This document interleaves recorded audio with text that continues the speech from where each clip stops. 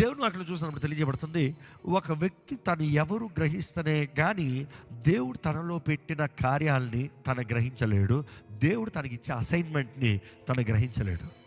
You got to discover who you are. నీవు ఎవరివి? ఈరోజు మనుషుడు ఎలాగైపోయాడంటే ఎప్పుడు చూసినా ఇంకోడిని చూస్తున్నాడు, ఇంకోటి గురించి బాగా తెలుసు కానీ తన గురించి తనకు తెలియదంట. నీ గురించి నువ్వు తెలుసుకున్నంత వరకు you are a weak person. నువ్వు బలహీనుడివే.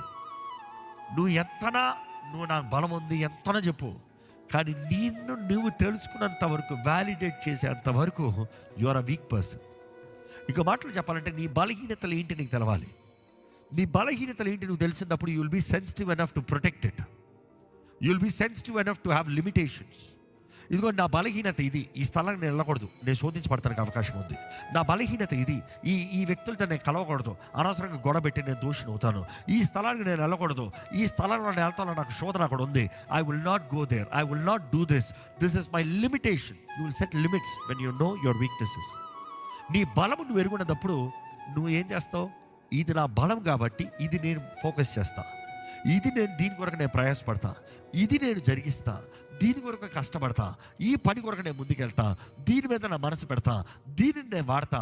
These are my strengths and I will use them. నీ మనసుని దాని మీద పెడతావు. ఈరోజు ఎంతోమందికి వారి బలహీనతలు తెలియదు, వారి బలము తెలియదు.